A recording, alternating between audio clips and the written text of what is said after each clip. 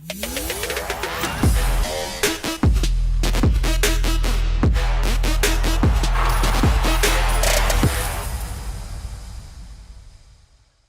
everybody, welcome to the Game Plan. My name is Gareth Soloway from VerifiedInvesting.com. Thank you for joining me. We're going to get into some hardcore charting to take you into today's action. It's Friday, but there is clearly things going on we need to discuss. So without further delay, let's get right over to it. We're going to take a look at what I talked about yesterday. So remember yesterday I said was a very pivotal day. The prior day, it doesn't look big here, but we had seen a big reversal candle. The chart here on the SPY, or the S&P 500, had opened on Wednesday, right? It had opened above this key resistance area right here, and it had closed back below. Now, when you think about a technical indicator or a chart pattern, that is very important, especially after such a huge move to the upside. In other words, to simplify it, we had a huge move up. The markets opened above resistance, thinking they could break out, and instead it was pummeled to the downside. And by the end of the day, we had a reversal day closing back below resistance. Now, this is the kicker. Yesterday, so that was on Wednesday. Coming into Thursday yesterday, we talked about how you needed to see follow through for the bears to continue. So the bulls were in charge all the way up here, even with the gap up, and then the bears took control on Wednesday with the reversal day. Now the kicker is this, right? It's like a soap opera. What we saw yesterday was initially great selling. The tech stocks were getting pounded. The bulls were running for the hills, and the bears were in control. But then, late in the day, and this is like, this is like some suspense thriller when you're coming to the charts. Late in the day, we saw this massive buy program come into the S&P 500. I'm going to flip over here, guys. Take a look. This is the 10-minute chart of the S&P 500, and look at what happened. So S&P was down all day, down, little bit of a bounce, retraced, and then boom, to the upside. And amazingly, the bulls were able to wrestle control away to back into control of the markets. Now again, yes, technology was still down. We certainly are seeing some rotation in capital, but ultimately this rally here puts it back into the court of the bulls being in control of the S&P and the NASDAQ versus the bears. Now, I did just tell my traders out there on the trading floor that there is one scenario where the bears could come back today and wrestle control back going into next week. To do that, what needs to happen? If we flip back to this chart, we would have to have a close on the S&P 500 back at yesterday's low or below. Okay, so again, if you're looking for how to view the market on a technical basis going into next week, being today's Friday, look for that. If we close down a little bit but not at the lows, bulls still have control. If we close at the lows from yesterday, essentially negating that entire late day rally, then you talk about now the bears maybe are coming back in and taking control. All right, so I really wanted to cover that because these are the little things as a technical trader that honestly are unbelievably important to view. You have to know who's in control. Which angle is the prominent angle to the market? Is it further upside or is it downside now? Markets are extended. No one's arguing that. But again, doesn't mean markets pull back when they're extended. I've seen markets go much, much further to the upside than this even. But again, the bulls are kind of trying to maintain control. The bears are trying to fight back and get control. All right.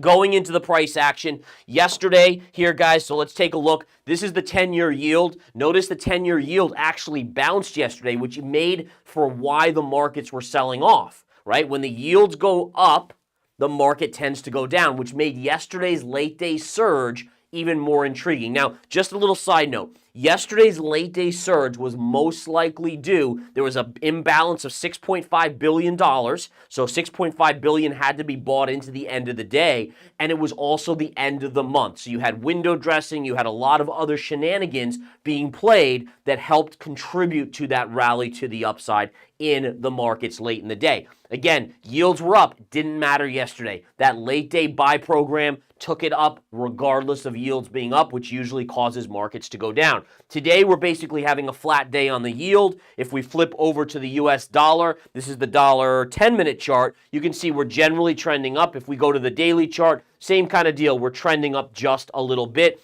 I could see the dollar, by the way, rallying back into this area here. That would not be unforeseen or unusual, but I still think eventually the dollar is heading down to this mega support around 101.50.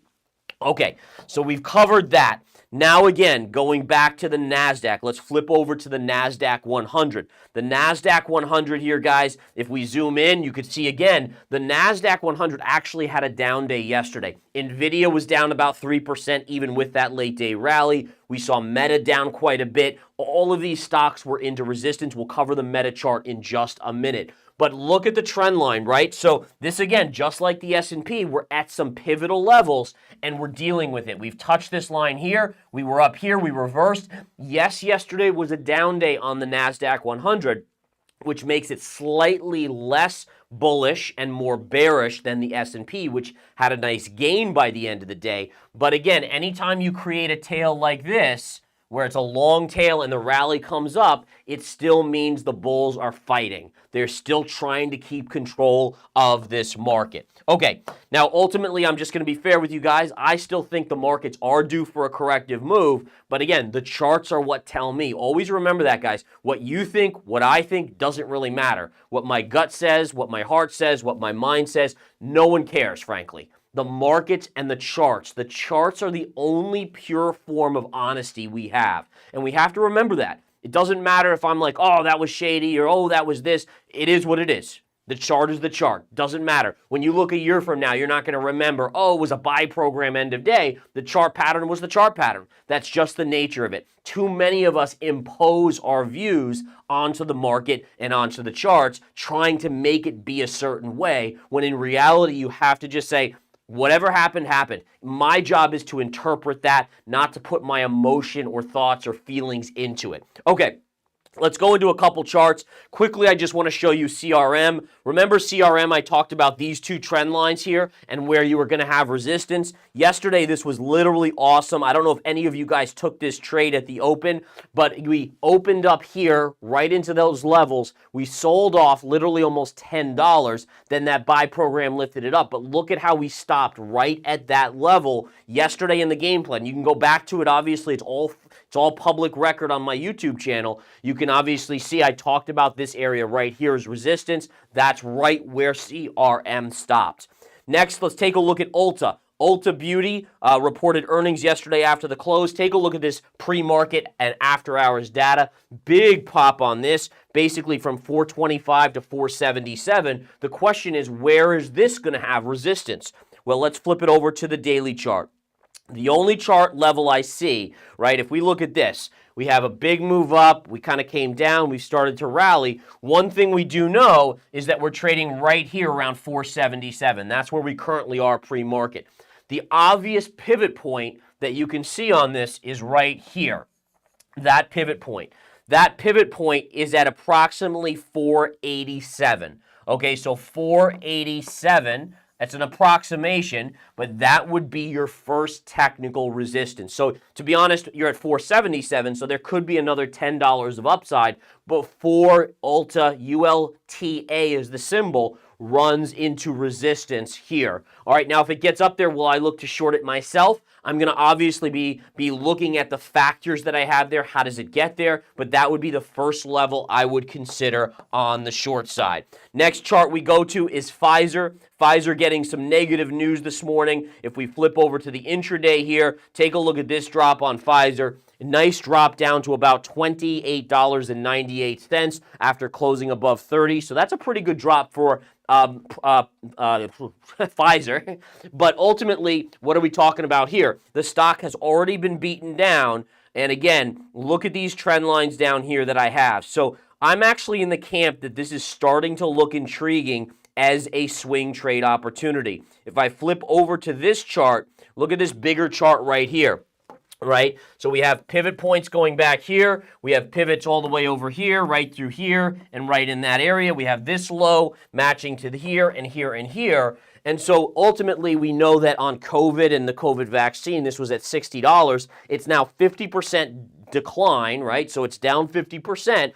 But now below this $30 level, $28 to $29, I actually think this looks intriguing, not so much as a day trade. To be honest, I have no interest in it as a day trade today, but as a swing trade, these levels start to become intriguing. In addition, we can also make a case, if I erase these lines and go back to the live chart, we can also make a case that there's a big level. Look at this right here.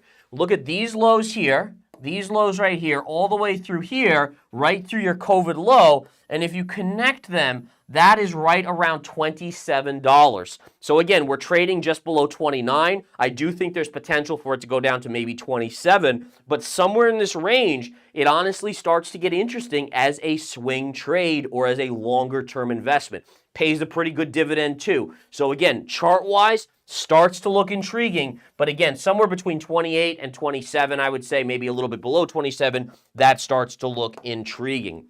All right, quickly touching on Apple, guys. Apple, again, continues to struggle at this technical level. We talked about this, obviously, before. This was your big level of resistance. You've started to curl over. Where would Apple pull back to? Let's say the bears start to control this thing again. Where would you pull back to? We're looking at this area right in here. And again, that would be around 180 on the chart. So again, if you do get a corrective move, support starts to come in at around 180, give or take, right in that vicinity. Then you would see, does support hold, right? We don't know. But you obviously, as a technician, we don't say, oh, I think it's going to break. Oh, I think. No. Support is support. Until it's broken, you assume it holds. Resistance is resistance. Until it's broken, you assume it's going to hold, right? You have to do that as a technician. Otherwise, you start utilizing really non-realistic techniques, which will ultimately make you lose money as an investor and a trader. Lastly, I want to show you Microsoft, guys. This is one of the craziest charts out there. Really, to be honest, to think about a stock like Microsoft going from 300 down here, basically 300 to $380. I mean, that's a massive, massive, massive move, and it's almost a $3 trillion name. So, I mean, in terms of did I ever think that Microsoft would make this type of move? And the answer is no, I honestly didn't. And just looking at this, guys, from this low, that's a 25% move to the upside. A $3 trillion stock from late September to current, 25% move. Incredible. But having said that, we know one thing. We know that it's into major resistance. Zooming out on the chart, we have the levels right here. And so I continue to think Microsoft is at a topping point right in here. Right there, it's hitting that factor. One of the things to watch for, all right, I'll give you guys something very interesting to watch for. See this candle today? So today, this is the weekly candle. It's probably a little hard to see, but let me zoom in. If we were to sell off, let's say we sold off today on Microsoft and closed around 376, you would get a topping tail on the weekly. That is a reversal weekly signal. To me, that would be significant considering it's coming off the trend line right there. All right, let's keep rocking and rolling. I wanted to touch on Nvidia here, guys. Nvidia did get hammered yesterday. Beautiful drop. Again, did the chart kind of signal that this was the likely highest probability outcome? The answer is yes. Simply put, trend line to trend line, parallel lines, by the way, perfectly parallel lines going all the way back. And we know we hit it here and pulled back, hit it here, pulled back. So what do you expect, right? Again, you're not reinventing the wheel. You're looking at history and saying, every time this line hits, it pulls back. Hits, pulls back. So what do you expect here? Pull back, right? That's really all you're doing here. You're just looking at this and saying what usually happens at this level, and ultimately that seems to be happening. Now, again, one thing to keep an eye on here is basically you also have a secondary parallel right here, right? And here's your middle point right here. So this is going to be support around 425, 420 if we continue down. If that breaks, then you start going to this middle parallel here at around 370. And then if that breaks, eventually there's a gap fill around 300. Again, I've said this to you guys many streams. Nvidia is crushing it right now, but just like Tesla, the competition is coming, right?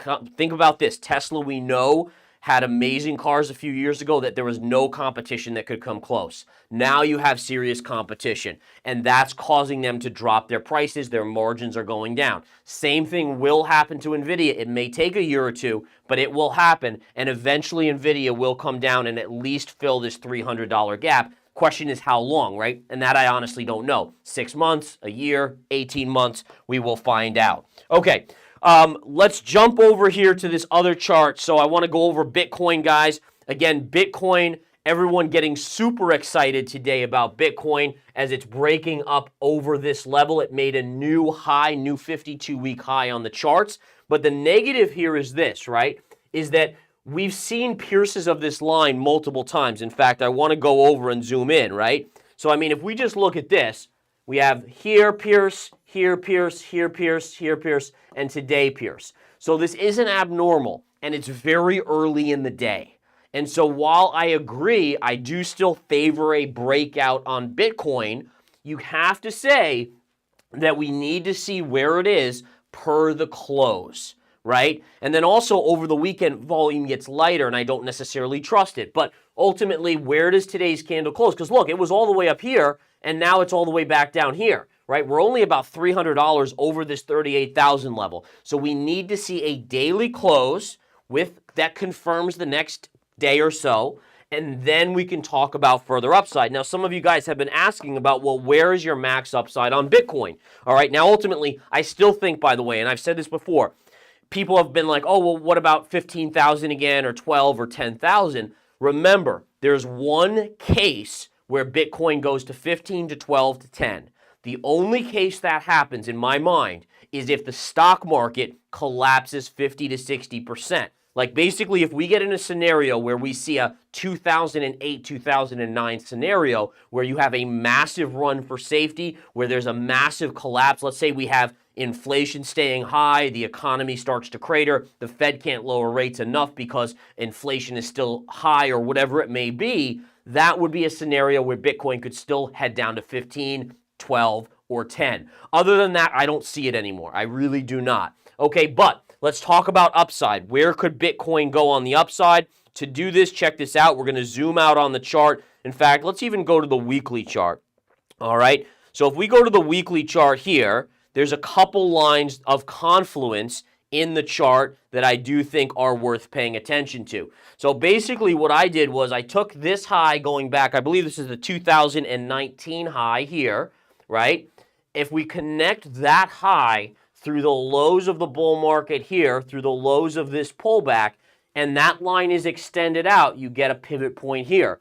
That pivot point also coincides with this high, which is right at that same level. To throw even more confluence on it, and again, the more confluence or factors you get, the bigger the level is. What I want to show you guys is a Fibonacci retrace. If we take Fibonacci, right, and we bring it to the highest point, we're going to do a Fibonacci retrace here. If we drag it down to the lows, right, look at this. And this, again, folks, hopefully you guys can see this. But basically, this is your 618 right here. And look at the line. It aligns perfectly with that point that I was just talking about on the charts. Okay, so again, you have two trend lines and a Fibonacci retrace, the 618 Fibonacci retrace. They basically coincide at 48 to 49,000. We'll call it even 50,000. So for me, that's your best bull case if the approval of the spot goes through, if you continue to see the stock market hold up, if it's risk on, if more money printing comes in the next 6 months or so, you could see 48 to 50,000. Okay? All right, so just a good little update on that. I know some of you guys were asking me about some longer term projections on that chart. Quickly going over gold, not much new to report here. Gold remains relatively strong. We're just consolidating here. Remember, consolidation makes a healthy market. So again, when you have a move up on gold like we've seen, right? So look at this. Big move up, needed to consolidate. That's healthy. It allows for the next move up. Now you need to consolidate again before reattacking the all-time highs on gold. So I do think gold, again, by year end, I really do think it attacks the all-time highs. Whether it breaks through or not by year end, I don't know, but ultimately I do think that happens. Natural gas continues to struggle here, guys. So again, natural gas has been a little bit of a conundrum to me, as I said in the last couple streams. It is still trying to hold this support down here, but ultimately I need to see it recapture, let's say in the next week, 290 to 295. We need to get back above this level. We've gone below. Technically, believe it or not, we haven't confirmed below because, again, you can see big candle, we haven't closed below, but we could confirm today. But I need to see it move back to the upside and get back above that level. Tesla stock today is falling, so quickly looking at Tesla, you can see again rolling over pre-market. This again has to do with they finally unveiled and are starting to ship the new Cybertruck. The prices that they came in with were higher than expected. And I think the reason why the stock is selling on that is that, you know, number one is there's a lot of alternative trucks that are electric now. It's not saying they're going to be as good as the Cybertruck. Maybe the Cybertruck is better, but at a higher price point, you're giving the opportunity for people to say, oh, I'll take the F-150 Lightning at a cheaper price point versus this. And I think that's concerning to investors here, that there may be more people that are saying, you know what, maybe I'm not going to spend. I think the base model is now, with all the normal things, is now like above $60,000. And again, you know, you're coming into an economy that is likely slipping into recession. How many people can afford that, right? Or will continue to be able to afford it? Quickly, just looking here at oil. Oil not doing much. OPEC Plus announcing a 1 million barrel cut. That doesn't even move the needle. We talked about that yesterday, guys, so nothing to do there. But ultimately, again, oil holding steady. All right, jumping back to center screen, guys. Lots to discuss. The biggest thing for me today is watching the stock market. Where does the stock market ultimately end up, right? Are we able to sell off to yesterday's lows? Bears get control. If not, the bulls maintain control into tomorrow, or I shouldn't say tomorrow, into next week. I will be back, as always, Monday at 9 a.m. I wanted to do a quick thank you to NordVPN and iTrust Capital for being sponsors. As always, guys, thank you guys for sponsoring this stream. Thank you for those of you that are viewing. I wish you the most amazing weekend. Be happy, be healthy. Remember, I will be here guiding you as best as I can in these wild market times. You guys take care.